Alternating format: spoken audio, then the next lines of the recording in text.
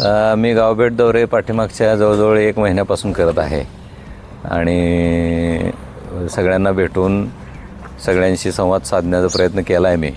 आता गावभेट दौऱ्यामध्ये फक्त महत्त्वाच्या मुद्द्यावरती चर्चा होते आहे की बाबा जी कामं आता ज्या लोकांच्या अडीअडचणी आहेत त्या सगळ्या चर्चा करून त्याच्यावरती काय सोल्युशन काढता येईल यासाठी एक पॉझिटिव्ह चर्चा होते आहे प्रत्येक वेळी भेटताना.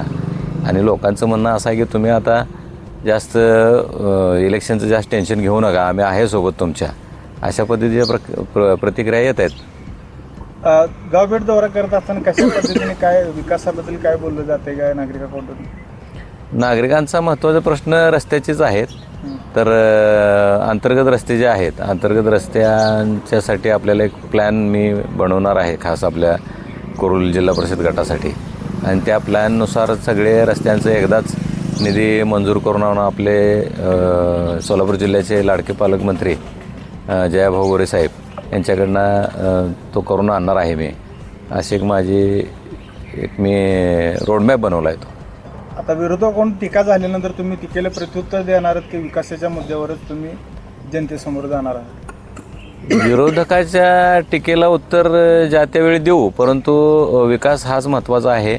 भारतीय जनता पार्टीनं आतापर्यंत जे काय 15 वर्षामध्ये मोठ्या प्रमाणावर काम केलं आहे, विविध योजना आहेत, लाडकी बहीण आहे, शेतकरी सन्मान योजना आहे, खूप साऱ्या योजना आहेत आणि जिल्हा परिषदसाठी पण काम करायला खूप साऱ्या योजना आहेत. तर आपल्याला जिल्हा परिषदमध्ये जाऊन लोकांचं काय चांगलं काम करता येईल हेच महत्त्वाचं आहे. बाकी टीकाटिप्पणी त्यांना माझ्यावर करण्यासारख्या विशेष नाहीतच.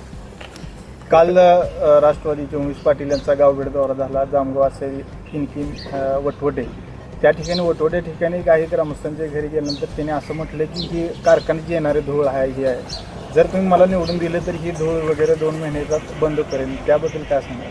नाही, त्यांचं जे स्टेटमेंट आहे की 2 महिन्यात कारखाना बंद करतो, तर ते विध्वंसक स्टेटमेंट आहे त्यांचं. म्हणजे आपल्या भागात येऊन अजून यायच्या आधीच ते इथल्या संस्था बंद पाडणे, लोकांच्या उदरनिर्वाहावरती आघात करणे ही त्यांची प्रवृत्ती आहे. जकराय कारखाना हा आमचा स्वतःचा नसून तिथे 17,000 सभासद आहेत. त्यांनी शेअर्स घेतलेले आहेत आणि जवळजवळ आज 15-17 वर्षे सर्व शेतकरी त्याचे सभासद आहेत. सर्वांना त्याची साखर मिळते किंवा त्याचा आम्ही लाभ शेतकऱ्यांना दिलेला आहे.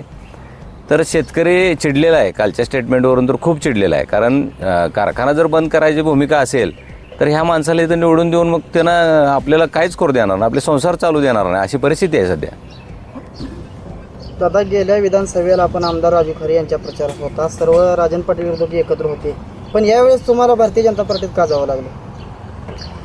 नाही, राजू खरेंचा प्रचार आपण केला, मी काय खोटं बोलणार नाही, परंतु त्यावेळेची परिस्थिती वेगळी होती आणि आत्ताची परिस्थिती वेगळी आहे.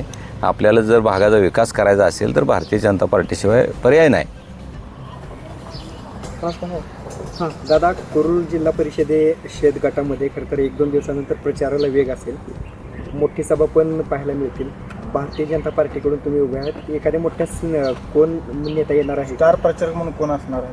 नाही, आत्ताच म्हणजे 1 तासापूर्वी पालकमंत्री साहेबांचा फोन झाला माझा. तर उद्याच्या 29 तारखेला CM साहेबांची म्हणजे आपल्या महाराष्ट्राचे लाडके मुख्यमंत्री देवेंद्र भाऊंची सभा आपल्या कुरुलमध्ये उद्या 29 तारखेला लागणार आहे सकाळी 11 वाजता.